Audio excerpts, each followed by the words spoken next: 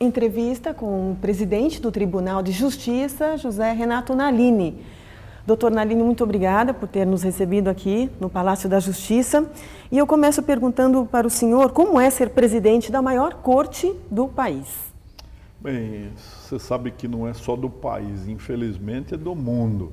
Não há tribunal no mundo que tenha as nossas dimensões. Nós temos mais de 50 mil funcionários, 2.501 magistrados e 25 milhões de processos. Então não há uma corte judiciária no mundo inteiro que tenha esses números. É um desafio e algo extremamente instigante, às vezes desestimulante diante de um ano em que não há orçamento, né?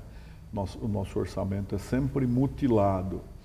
Nós poderíamos dizer que enquanto o orçamento geral do Estado cresceu vegetativamente 97% nos últimos 7 anos, o do Judiciário cresceu apenas 54%.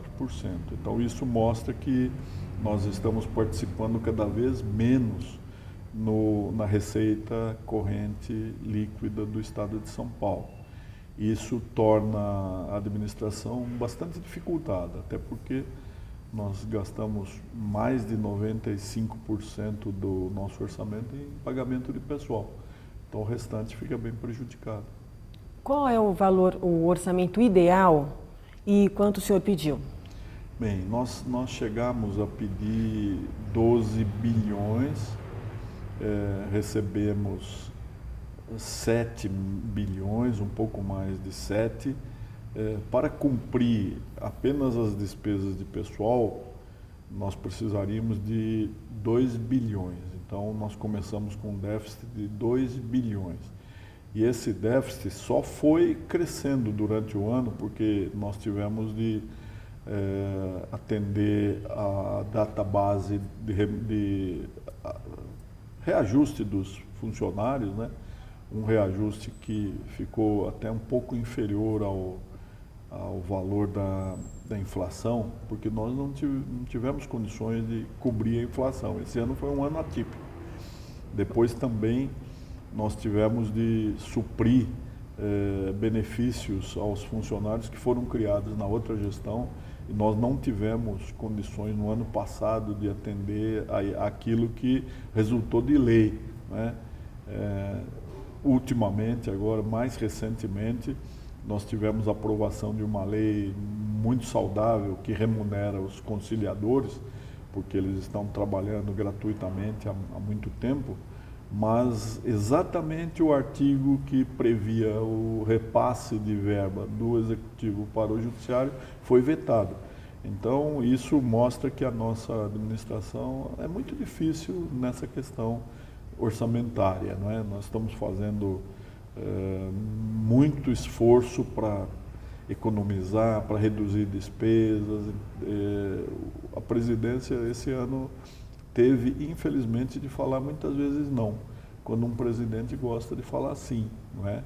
Mas nós compreendemos que o ano seja um ano terrível, as crises são muito mais sérias do que nós poderíamos prever e nós tivemos um conjunto de crises, não é? Nós temos crise hídrica, que acarreta crise energética, crise econômica, crise financeira, crise política, mas principalmente a mais preocupante é a crise moral, não é? O país está precisando de injeções vitamínicas de ética e isso a justiça pode tentar fazer, mas sem dinheiro fica tudo mais difícil. Aí tem que ter uma maneira de se relacionar com os magistrados e com os funcionários, né? Sim. Como é que o senhor lida, então, com essa questão de movimentação financeira, né, tanto dos magistrados quanto dos servidores, e também tem a questão da primeira instância, né? Sim, nós estamos tentando estimulá-los a prosseguir no entusiasmo, no idealismo, dizendo que a magistratura, e isso não serve só para os magistrados, serve também para os servidores, ela ainda tem muito de vocação, de sacerdócio, né, de missão. Como o emprego, a magistratura é sofrível, porque cada vez mais nós temos redução de perspectivas, o país enfrentando todas essas restrições, raciocina no sentido de que o serviço público é aquele que onera, é aquele pouco eficiente, não é? Tanto que os nossos índices de confiabilidade nas pesquisas não são dos melhores, não é? Mas eu tenho tentado motivar, dizendo que isto é uma fase e que nós precisamos nos preparar para a justiça do futuro. Então, a justiça do futuro será inteiramente informatizada, será eletrônica. Isso vai permitir que nós não tenhamos mais de trabalhar com o suporte papel, e o processo físico com o qual nós estamos trabalhando até o momento é uma fonte de contaminação, porque os processos manuseados, eles passam a absorver bactérias, micróbios, isso é antigênico, não é saudável. Nós vamos nos livrar disso. Nós vamos nos livrar das prateleiras, nós vamos nos livrar dos arquivos. E, de repente, a justiça do amanhã será uma justiça que possa propiciar ao seu pessoal ambientes agradáveis, como o ambiente do Google, não é? Em que nós possamos ter sala de descanso, salas de lazer, espaços para fazer ginástica e outros exercícios para impedir as lesões por esforço repetitivo, não é? Então, nós temos tentado motivar tanto os juízes como os funcionários para que suportem com espírito de sacrifício essa fase que nós acreditamos que deva ser uma fase, não é? Não pode ser para sempre. Conseguimos, com alguns projetos como Arte e Cultura no Tribunal de Justiça, fazer com que haja espaços no meio do expediente, por volta de meio-dia, para que se apresentem aqui cantores, orquestras, conjuntos de câmara, poucos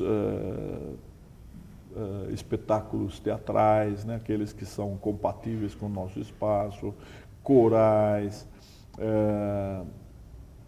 temos feito exposições de artes plásticas, temos incentivado a realização de concursos, de crônica, de poesia, até de avatares e de elaboração daquilo que o funcionário possa fazer para atenuar um pouco a angústia de quem trabalha com a justiça. Porque, assim como os hospitais trabalham com a enfermidade quase sempre física, orgânica, a justiça trabalha com a enfermidade mental, né? Nós trabalhamos com os problemas das almas, as famílias que se desfazem, os contratos que se rompem, os compromissos que não são cumpridos, e tudo isso traz muita aflição. Então, tanto o juiz como o funcionário trabalham nessa verdadeira UTI social que é a justiça, e nós precisamos pensar em atenuar os efeitos do trabalho que é um trabalho que vai extenuando, vai causando estresse, vai causando estafa. Nós temos um grande número, tanto de servidores, agora a gente não fala mais servidor, porque servidor é o terminal do computador, tem que falar funcionário. Ficamos com pouca sinonimia para chamar, né, mas os nossos quadros pessoais, tanto os funcionários como os juízes, eles trabalham nessa absorção do que é triste, do que é trágico, do que é dramático, do que é expressão do sofrimento. Então, nós temos obrigação de fazer com que esse pessoal encontre algumas janelas para o sonho, para o lazer, para aquilo que gosta de fazer, até porque nós passamos muitas horas por dia dentro do nosso espaço de trabalho, no ambiente de trabalho. Nós também estamos inovando, propiciando oportunidade para um trabalho à distância, né? Nós chamávamos de home office, trabalhar em casa, Mas, recentemente, fica mais adequada a expressão teletrabalho ou trabalho à distância, porque não precisa ser necessariamente em casa. Desde que nós tenhamos os nossos laptops, os nossos celulares, os nossos computadores, nós podemos estar sempre ligados ao trabalho. Os juízes já experimentavam isso, os assistentes também, mas nós fizemos um plano piloto e ampliamos um pouco o projeto e deu muito certo. Nós pensávamos que fôssemos alcançar uma produtividade de 30% maior, mas chegou até 66% maior.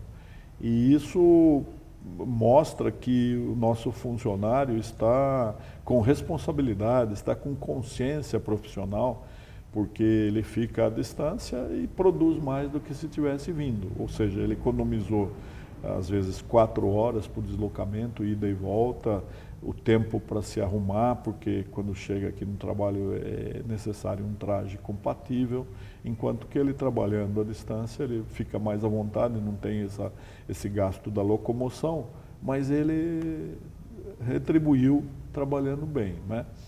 Também estamos estimulando inovações como o cartório único, que nós chamávamos cartório do futuro, mas já é o cartório do presente. São oficinas de trabalho em que a mesma equipe atende a 10 magistrados.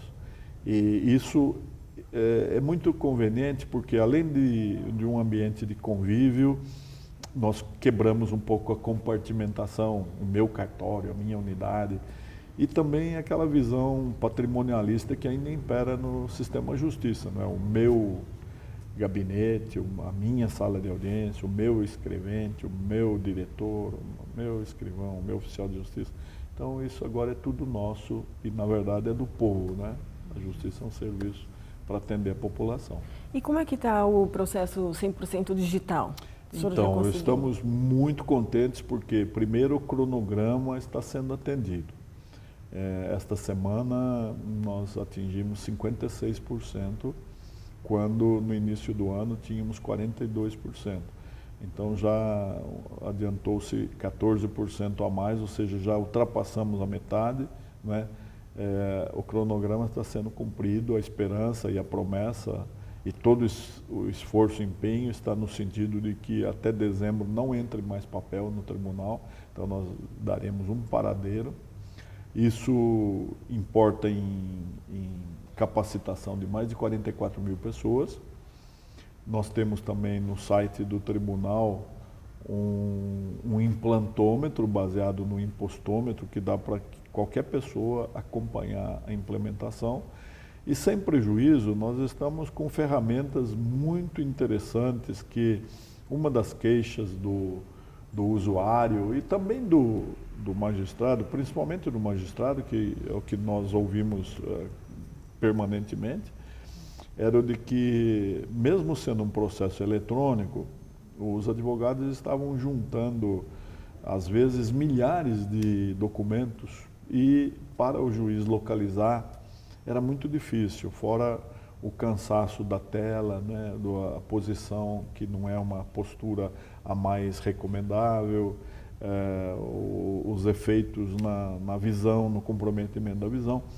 E agora o nosso setor de tecnologia de informação conseguiu uma ferramenta que individualiza os documentos, então as partes podem juntar documento 1, identificando o que é documento 2.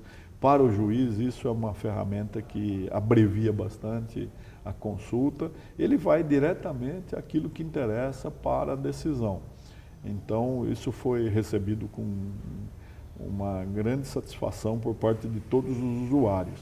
E tudo aquilo que a gente puder incrementar, a nossa equipe de informática está atenta, e não só a nossa equipe, nós, com essa parceria que nós conseguimos do Conselho Consultivo Interinstitucional, a FIP, que é a Fundação Instituto de Pesquisas Econômicas da USP, através do Carlos Antônio Luque, que é um cientista com muita experiência, já foi secretário do Planejamento do Governo do Estado, ele está elaborando um estudo bastante interessante para o Tribunal de Justiça de São Paulo. Ele está avaliando toda a nossa contratação, que é uma contratação vultosa. Nós gastamos muito dinheiro com a informatização. Ele está avaliando esses contratos, ver onde é que nós podemos economizar num ano de tanta restrição, mas ao mesmo tempo ele está verificando como é que nós podemos ampliar e especializar o quadro. O funcionalismo da justiça, quando o processo for inteiramente eletrônico, vai poupar a necessidade de quadros antigos, de funções que podem ter ficado superadas, anacrônicas, e nós vamos precisar cada vez mais de especialistas em sistemas, de analistas, de elaboradores de software, de consultores, de pessoas muito vinculadas a essa área. Então ele está fazendo para nós essa proposta e, ao mesmo tempo, a FIP vai nos oferecer um panorama do que será necessário para explorar todas as potencialidades de um universo que até agora a denominação ainda não está muito ainda pacificada, né? Nós falamos processo eletrônico, processo digital, processo virtual, processo informatizado. Nós estamos caminhando numa área em que a obsolescência é muito rápida, mas a FIP é o lugar adequado, por estar situado na Universidade de São Paulo, é o ambiente onde nós podemos exercer uma futurologia consequente, não é? Nós não estamos tateando, nós estamos tentando nos antecipar àquilo que os americanos fazem anualmente, analisar as 10 megatendências, não é? E com isso nós estamos tentando acelerar o nosso processo de ajornamento, de atualização, de acertar o passo com o ritmo da sociedade. A justiça ficou durante muito tempo paralisada, inerte, um ambiente anacrônico, conservador, e hoje, então, para acertar esse passo, ela está bem acelerada. E como administrar todo esse profissionalismo junto com o Ministério Público? O Ministério Público é parceiro nosso tradicional, né? É tão próximo que em outros países, como a França, a Itália, Ministério Público e magistratura são uma carreira só, né? Então, quando se fala, por exemplo, a Operação Mãos Limpas, os juízes da Operação Mãos Limpas, na verdade eram promotores, é que eles pertencem à magistratura. A França, o magistrado de siège é o juiz que fica sentado, magistrado de parquet, e é por isso que nós falamos parquet, é o promotor. E ali, eu acho até muito racional a intercambiariedade. Você começa a carreira como juiz, termina como promotor, vice-versa, não há assim grande dificuldade. Aqui no Brasil, nós vivemos bem. Hoje eu tentei pacificar o relacionamento entre magistratura e Ministério Público, até porque fui promotor durante 4 anos, tenho grandes amigos no Ministério Público, reconheço o protagonismo do promotor. Acredito que o Ministério Público de São Paulo está em boas mãos. O Márcio Fernando Elias Rosa é uma pessoa sensata, muito sensível, empenhado, como nós, em fazer um sistema de justiça cada vez mais perfeito. O que eu penso é que nós poderíamos avançar na questão do futuro do Ministério Público. A Procuradoria, eu acho que ela precisaria ser repensada, porque aqui na magistratura, à medida que o juiz avança, ele vai se tornando cada vez mais satisfeito com aquilo que ele faz, porque ele vai ampliando a capacidade de decidir, de deliberar sobre o destino das pessoas ou das entidades. E o Ministério Público parece ter uma carreira ao contrário, o promotor é combativo, o promotor tem grandes atribuições, o procurador fica reduzido, né? Eu acho que a gente precisaria repensar as procuradorias para que toda essa experiência do Ministério Público de Segundo Grau fosse transferida para a magistratura. Embora nós já tenhamos o quinto, eu acho que o número de procuradores que poderia ser destinado à magistratura seria maior, com proveito para o povo, porque a remuneração é a mesma e a magistratura, o desembargador do Tribunal de Justiça, aparentemente exerce uma função que traz mais satisfação íntima do que exercer uma procuradoria que é só emitir pareceres, né? Mas isso é uma coisa que precisaria ser repensada. Eu gostaria muito de que o procurador não se sentisse reduzido nas suas atribuições, né? Uma espécie de diminuição das atribuições do promotor quando ele chega no final de carreira, quando aqui não é estrutura o contrário, você passa para o tribunal e cada vez com mais atribuições, isso dá uma satisfação íntima muito grande. Por isso que há muitos promotores querendo vir para o quinto constitucional. Mas as carreiras caminham muito bem, paralelamente, somos parceiros e sempre que as instituições se estranham, quem perde é a população. Então nós ambos, Ministério Público, magistratura, somos servidores do povo, temos de trabalhar com afinco, com entusiasmo, com alegria para atender melhor as aspirações do povo. Agora, o senhor estava falando do quinto, né, do quinto constitucional. Tanto para Procurador-Geral de Justiça quanto para o quinto constitucional, quem escolhe é o governador na lista tríplice. O senhor acha que essa lista ainda devia continuar ou deixar nas mãos mesmo dos promotores e procuradores de justiça que elegem o candidato, que escolhem? Todos os critérios, eles têm pontos favoráveis e pontos negativos. Por exemplo, o tribunal, antigamente, ele escolhia, ele apontava os procuradores que mereciam chegar ao tribunal. Assim como os advogados. A lista de advogados era composta aqui pelo tribunal. O tribunal não escolhia mal, tanto que foi procurar, às vezes, promotor, que não era ainda procurador, para vir para o tribunal diretamente. Foi o que aconteceu com o desembargador Silvio do Amaral, que foi uma das figuras mais extraordinárias que o Ministério Público ofereceu para a Justiça de São Paulo, para o Poder Judiciário. Chegou a ser Corregedor-Geral da Justiça, foi vice-presidente do tribunal e só não foi presidente do tribunal porque não quis. Assim também o desembargador Nereu César de Moraes, desembargador Dirceu de Mello, desembargador Dante Buzana. Houve muitos membros do Ministério Público que, escolhidos só pelo tribunal, foram muito exitosos e são exemplos até hoje. No momento em que o Ministério Público passou a escolher, na verdade assim não é uma escolha, é uma exclusão dentre os que se inscrevem. O mesmo método que ocorre na Ordem dos Advogados do Brasil. E isso nem sempre tem sido assim o melhor critério, porque muitas pessoas que talvez gostariam, não querem ver o seu nome escrutinado, votado pelo colégio, não é? Então, nós perdemos boas vocações que, eventualmente convidadas, poderiam vir, né?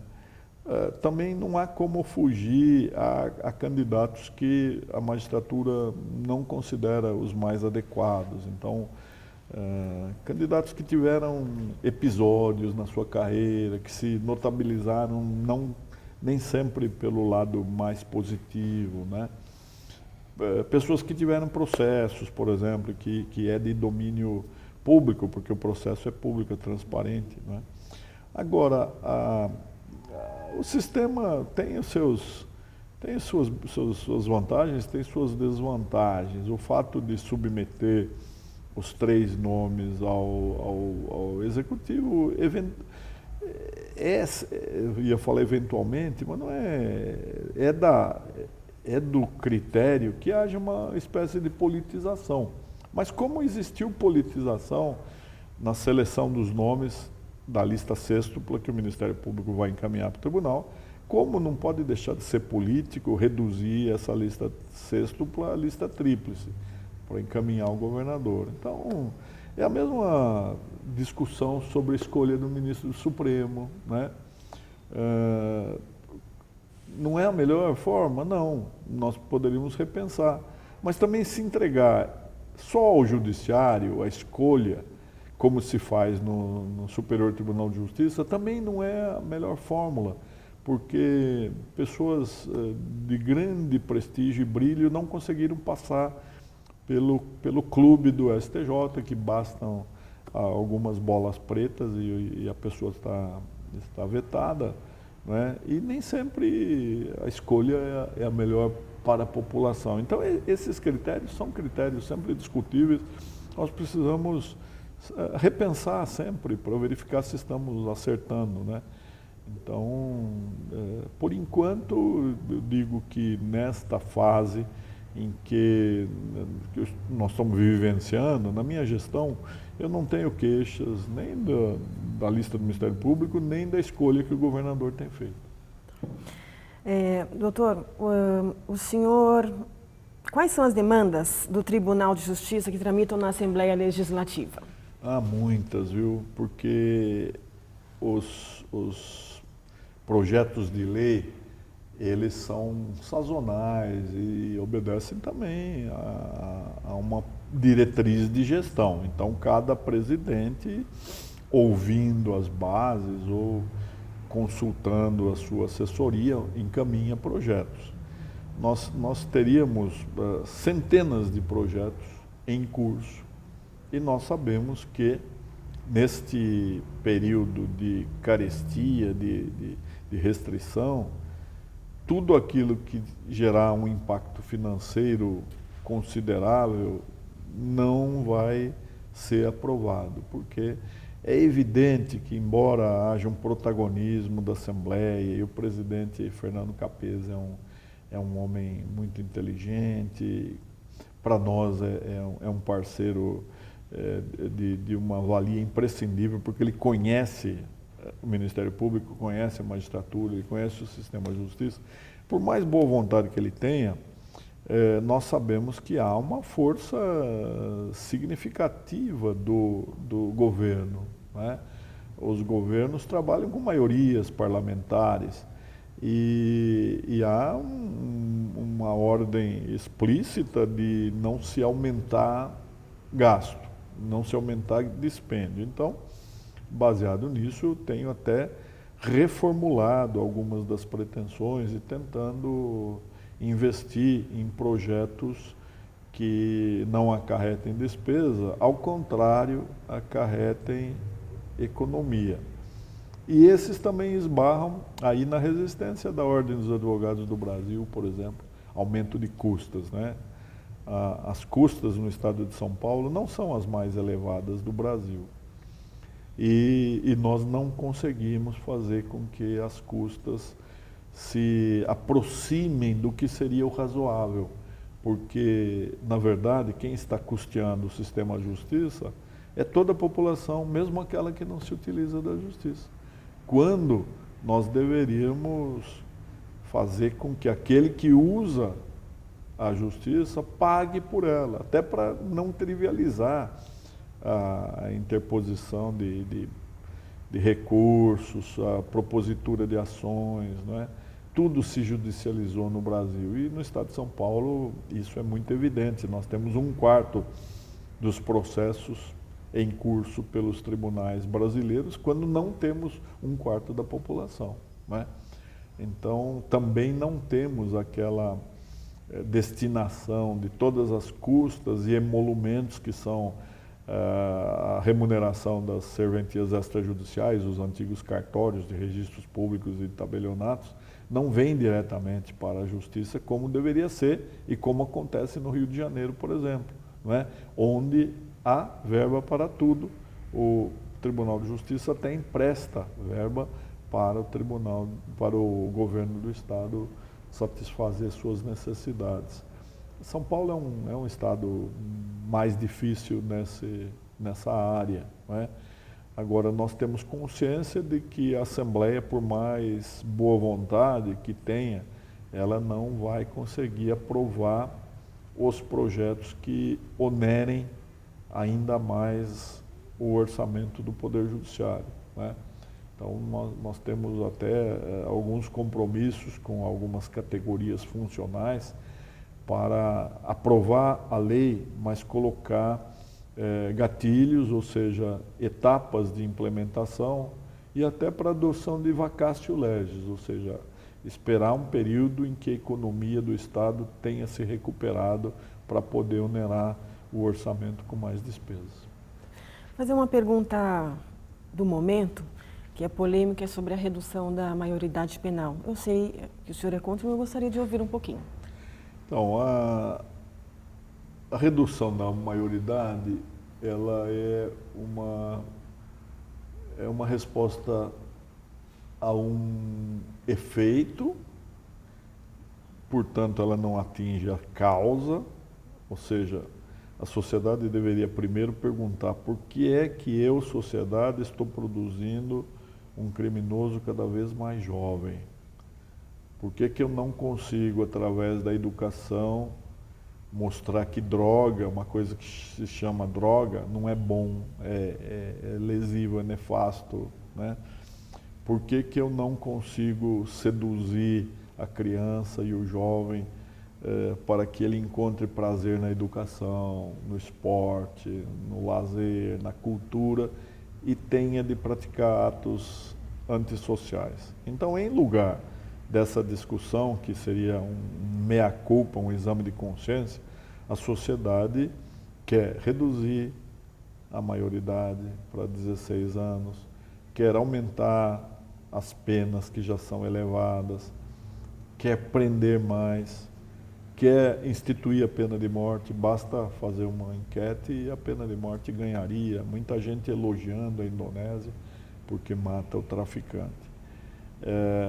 A solução da redução da minoridade, portanto, ela é míope, né, ou caolha, ela é surda à realidade, ela é egoística, ela mostra que nós queremos o nosso conforto, a nossa tranquilidade e não queremos trabalho para combater as causas, e ela não vai produzir aquilo que a sociedade possa pensar que virá, porque a maior parte dos delitos praticados nessa faixa etária de 16 a 18 não são delitos que ensejam prisão, são delitos que podem ser convertidos em privações de outras atividades que não a privação da liberdade. Então, o jovem que hoje fica na Fundação Casa, onde presumivelmente ele teria uma orientação, teria um acompanhamento, ele vai ficar na rua, né?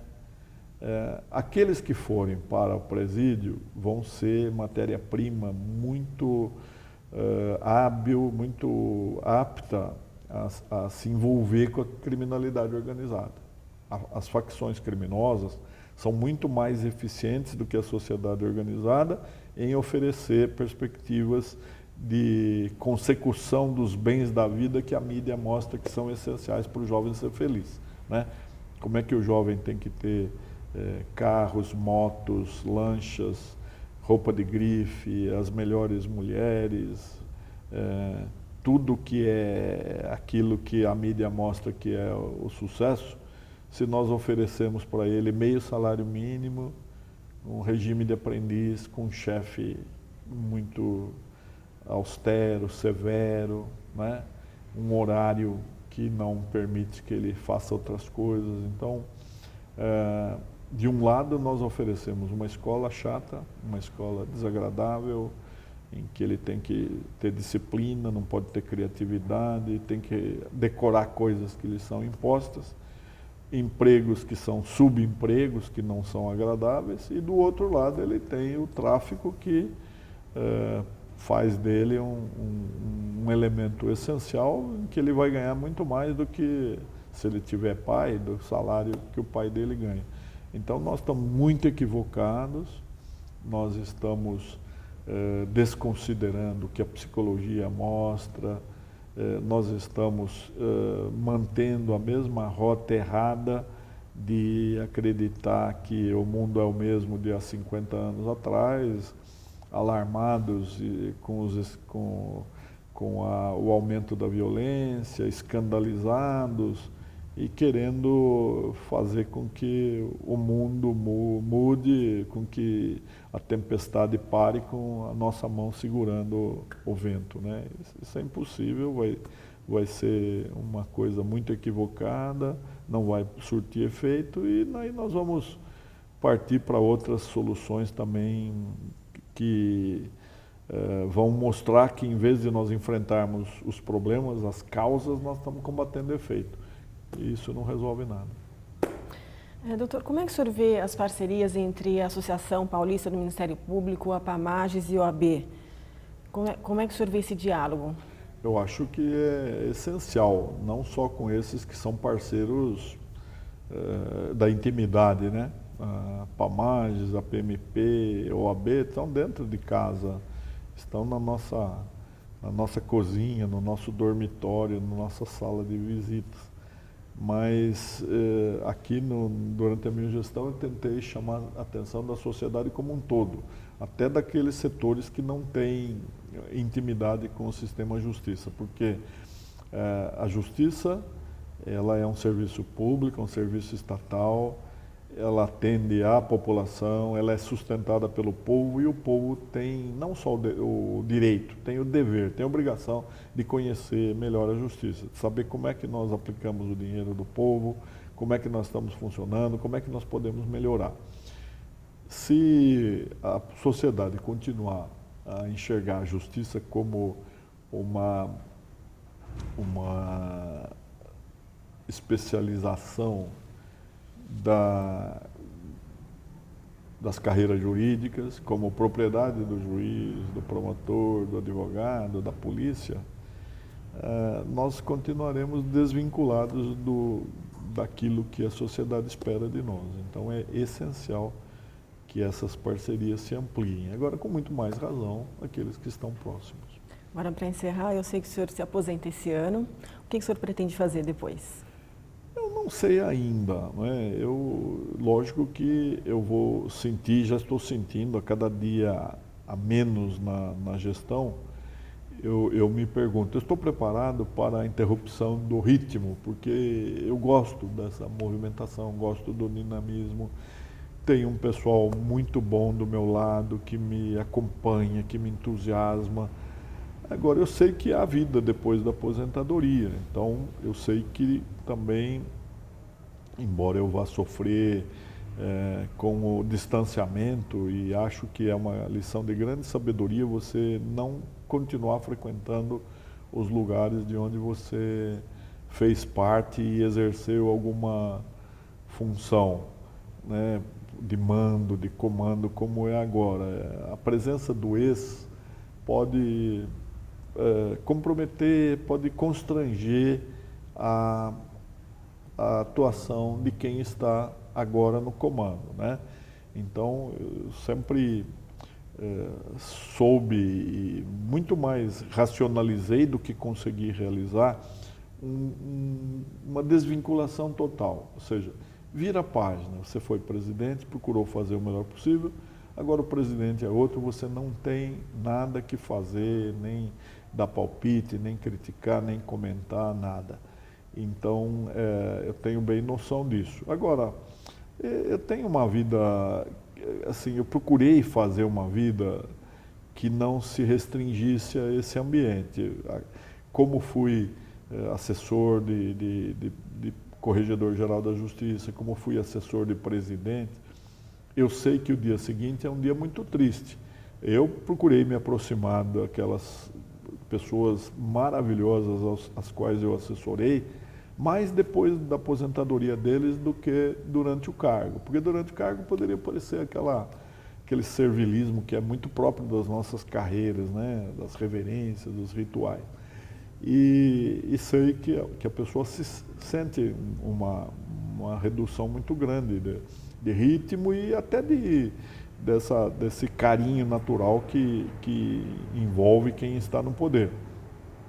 Então, tenho muito bem previsto isso e pensando, portanto, que eu não podia ficar só no judiciário, eu tenho uma vida acadêmica, tanto dando aula como na Academia Paulista de Letras e várias outras academias que eu integro.